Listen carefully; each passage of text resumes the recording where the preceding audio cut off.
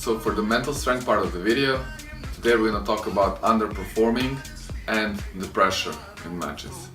Very often players perform in their matches at a much lower level compared to their practice sessions. So why does this happen? Number one, somebody else or even themselves set too high expectations prior to the matches. And this of course can affect the matches and their performance in the wrong way. Number two, they underperform in matches because they start feeling pressure. And this pressure is related to the fear. Fear of disappointing others, fear of failure, fear of embarrassing themselves, fear of not getting their all hard work paid off, but also fear of not making the team or staying in the team. So how can the players deal with this? How can they overcome these problems?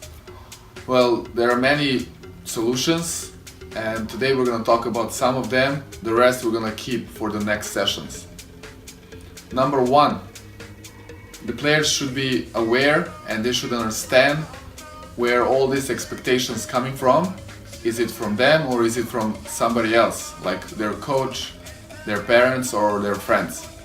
In this way, they will be more likely to overcome this problem. Number two, the players should understand that the matches or the tournaments themselves don't create the pressure. The players themselves create the pressure, and this causes their underperforming in the matches. Number three, which is related to number two, and that is the players create the pressure themselves, is that players have the choice how they're going to see the match or the tournament. So they can see it as something that's going to be very enjoyable, challenging, and where they're going to have a lot of fun, or they can see it as something uncomfortable, something that's going to make them nervous or feeling unpleasant.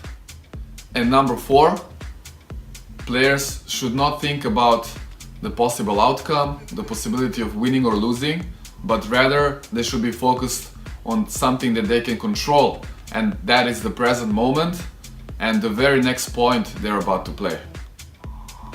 There are many other ways for overcoming underperforming and the feeling of pressure in matches, and we're going to talk about it in the next session.